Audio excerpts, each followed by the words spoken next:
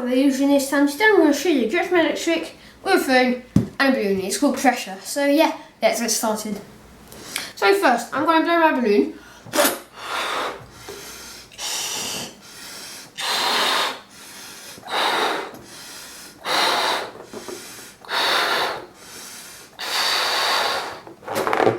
So yeah, now it's ready. I'm going to put my phone on this.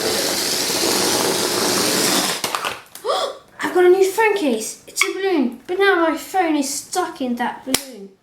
So what I'm going to do is I'm just going to take it out, I guess. Look, it's not in the balloon anymore. And my balloon doesn't have any hole in it. It's perfectly normal. And my phone is okay. Isn't it amazing? I'll be right back for the explanation. So how does it work? It's very simple. All you need is a normal balloon and a phone. So first I'm going to blow my balloon.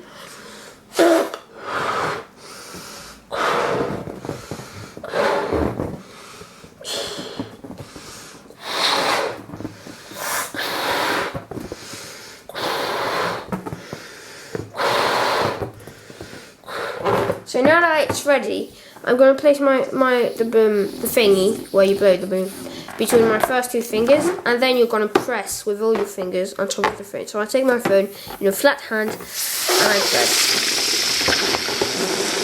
Don't let too much air go out like at the same time, otherwise you could fail. And now when there's not too much air, I press really hard, really hard, really hard, and look, it's done. The phone is in his balloon. But what I don't show to the spectators is this. Ta-da! This is like the bad thing. So what you do, so that it's okay, so that they don't discover, you say, but now it's stuck and I'm going to take it out. So what you do is you just blow. And look, it went out, and there's no special technique. It's really easy. So I hope you enjoyed it. It's one of my favourite magic tricks without a deck of cards. So please like, comment and subscribe, and I'll see you next time. Bye! Everyday styrofoam cups. Now these can be borrowed if you wish. And you are also going to need a 2.5 inch iron nail or steel nail, really just any nail. You don't really want it to be any bigger than 2.5 inches though, because 2.5 inches is the perfect size. And then you're going to want to place that on like a platform. In my case, all I did was simply take a piece of wood and hit the nail through one side of the wood until it came through the other end. Now, if I am performing this in the public or something, I'll usually use a piece of wood that's actually sanded down and actually varnished, and it looks really, really nice, and it's just better presentation for your trick. Now, I'm not going to be doing a performance at the spike today because I actually need another participant from like the audience that can actually move the cups around while my back is turned, because that's how the trick works. And usually I would perform the trick to the camera, but I can't do that with this one. I don't have anyone else around at the moment to help me, so instead I'm going to leave a couple of links below the video in the video description that will be performances of Spike. So now we're going to go straight into the tutorial. Oh, and one more thing guys, just really be careful with this. You know, you've really got to practice the trick until you're super confident with it, so you can almost do it with your eyes closed, because if you do mess it up guys, like you can with any illusion, you might actually end up with a nail through your hand, and nobody wants that, because apart from the fact that it's going to bloody hurt, you can end up with a hole through your hand. So yeah, anyway, that's just a tip to perform Spike. Really perform it until you're very, very confident with it. So now let's get straight into the tutorial guys, and I'll show you how this trick is actually performed. Hi guys, welcome to the tutorial for Spike. Now guys, Spike is actually, as hard as it looks, a really easy effect to perform. And it's also great because you can use borrowed items. Usually no one's going to have a nail line around, so you need that, but you can use borrowed cups. Now the way Spike works guys is actually by memorizing the serial number on the cup that the nail is put under. Now no two styrofoam cups will have the same serial number. Every serial number on every styrofoam cup will indeed be unique. And that's what makes this trick so easy to perform. And you'll be surprised at the fact that no one actually realizes, because I mean the serial numbers are quite easy to see guys. you'll be surprised at the fact that no one actually realises the serial numbers. It's because they're too concentrated on what's under the cup, the nail under the cup, and your hands. So they're not actually looking at the cups to see if there's anything funny with them, which gives you a lot of cover and a lot of protection. Now, let me start off by showing you guys what you're going to do. You're going to start off with the 4 cups, have them inspected if you like. I suggest you don't, because someone might see the serial number. Have 2 or 1 or 2 members of the audience. I actually like to use 2 members, and I'll tell you why in a minute. Have a member come up to a member of the audience, come up, and make sure that when you're starting, the introduction to this effect, don't actually show everyone the nail, because no one's really going to volunteer if you tell everyone that you're going to use a nail, because they might, think that you're going to use their hand or something. So hide the nail under one of the cups. Have a member of the audience come up, and then have them select a cup. First of all, take out the nail, obviously. And now, because they're actually already volunteering, they can't really walk off, So take the nail out, have them select a cup, turn that cup over, and then now you're going to start pattering on about how you're going to play a game of Russian roulette. And you're going to say you're going to make it a little bit more dangerous and use a nail. And then if you are using 2 members of the audience, like I usually do, you can give the nail to the other member and then have them inspect that, because it is a real nail. There's nothing fake about it. It's a real nail from the garage. Also, guys, you might want to have a tetanus shot before you do this effect in case you do mess it up. You might want to have them inspect the nail, and if they do, that's cool. Now take that nail, place the selected cup over the nail, and while you're actually placing the cup over it, you're going to memorize this serial number here. And in this case, on this cup, it's actually 145. So I'm actually going to memorize that number. I'm then going to take the other 4 cups. You're going to take the other 3 cups, and place them in next to the cup, the selected cup.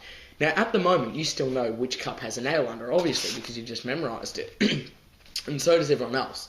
And you're going to say, now, generally, if we were going to play Russian roulette, I would be the person that would mix the cups around. But that's not really going to work here, because if I mix the cups around, I can still tell which cup has the nail under it, and you're just going to lift the cup that has the nail under it. And you say, so let's make it a bit harder. Now here's what's going to happen, guys. You're actually going to turn around, okay? You're going to turn your back to the audience. And you're going to say to the spectator, I don't want you to do anything tricky. I simply want you to take the cups and put them in any order you like, making sure you double check which cup has the nail under it. So they'd mix the cups around in any order they like, and you would apparently have no idea which cup has the nail under it, Once they mix the cups around, simply turn back around, guys. And now what you're going to act as if you're doing, you're going to act as if you're trying to kind of read the cups. And a really good convincer that you don't know which cup the nail is under is actually to spot the cup that has the nail under it. So in this case it would be this one, because it's 145. And then simply look away from the cups and look at your participants while you're actually so-called reading the cups. And what I like to do is place my hand flat just over one of the cups, kind of rub, then hover over the next one, rub again, hover over the next one. And then when I get to the cup that has a nail under it, I'll hover over it for a little bit longer, but not too much. Then go to the next one, and then kind of come back to that and kind of go to the next one, but then actually say, and that's when, as if you're getting a stronger and stronger feeling every time you hover over that cup. Everyone knows the nail's under there, so they're probably going to be freaking out. Now, you might want to tell everyone to keep a straight face, because you don't want them to give you any clues. Hover your hand and say, yep, I know which cup doesn't have the nail under it. Hover your hand over the cup with the nail, and then lift your hand up and then slam down on the cup either side of it. So you don't actually hit the cup with the nail under. I know which cup doesn't have the nail under it. Smack. And hit one of the other cups on the side of it, or if it's on the left-hand side, hit the cup next to it, and so on and so forth. Smash that first cup, and now you can turn it over and you say, see, there's no nail. Place that to the side, or even give this, chuck that out to the audience if you want. Everyone loves souvenirs. You now have 3 cups left. You're going to do exactly the same thing here. All you're going to do is turn around, have either one of your participants or your participant mix the cups around in any order he or she likes. And now you're going to turn around, and as if you have no idea which cup has a nail under, Obviously, all you have to do is look for the serial number that you memorised on the cup, which in this case was 145. Did you remember? So it means it's right here. Now you're going to once again act as if you have no idea, spot which cup has a nail under it, and then try and look away. Because if you're looking at the cups for too long, everyone's going to automatically think that you're actually looking for something on the cups, which in reality you actually are. So you don't want them to think that. You kind of just want to quickly spot as quick as you can which cup has the nail under it. Make sure you're certain about it. If you're not, simply just kind of glance at them again, and then you go, and then, you know, once you're certain about it, look away. Look at the audience. Look at your participant. Now you can hover two hands if you like. Maybe even have someone else hover their hand over and then hold on to their hand, and you're going to say, I know which cup doesn't have the nail under it.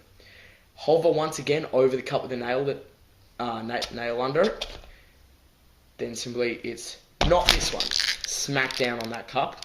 I'm not doing it very hard here, guys, because I've got another camera angle on the table, so the camera will be a bit shaky. But slam down on that cup that doesn't have the nail under it. Put it to the side, and once again chuck it out to the audience. Now you're left with two cups. And now you can tell everyone that each time you take a cup away, your chances of hitting that nail actually go down. And now you actually only have a 50% chance of hitting that nail. So it's nowhere near as big as it was at the start. What you're going to do here, guys, is there's two ways you can end this trick. There's a way that is really quite dangerous, which I don't suggest you do, but I'm going to show you anyway. You can actually use your head to get rid of the last cup. And the way this works, you're going to ramble on about, you know, how the chance of you hitting the nail are actually less now, da-da-da-da-da-da-da. And then you're going to say that you're going to make it more dangerous because it's not dangerous enough now. You're going to turn your back around, have the audience move the cups to a selected part of the floor, which will be selected by you, have them mix the cups around, and now you can simply bash the last cup with your forehead. And now that's an alternative way you can end Spike. But once again, guys, that is very, very dangerous, because if you do mess it up, you could end up with this through your forehead, and that is actually quite a life-threatening injury. Having a nail through your hand isn't, okay? So I don't suggest you do that, but that's just an alternative way to end it. Obviously, the other way you can end it would just be to simply wave your hand over. Obviously, turn around, have the spectators mix the cups, wave your hands over, same presentation as the last two times. Simply hover over the cup that has a nail under it, and then smack down on the cup that doesn't, and say, I knew that these three cups didn't have the nail under it, but I know, and so do you obviously now, that the last cup, under the last cup, remains a 2.5 inch nail. This, guys, the trick by itself, guys, Spike, really isn't that entertaining. All you're doing is smashing cups. It's really the presentation that matters here. So you need to be able to present this trick and perform it very, very well to get a good reaction. And if you can perform it well, then you are going to get an amazing reaction. It's a nerve-wracking trick. People love it. I love it. You're going to love it. I guarantee you, Spike really is an effect that hits hard. And it's also quite easy to perform. And as dangerous as it is, if you practice it enough, you should be able to perform it with very little risk. That, guys, is Spike. I hope you liked it. It's cool that I've got two cameras now. So from now I'm going to be shooting with two camera angles. And I'll see you all later. Peace.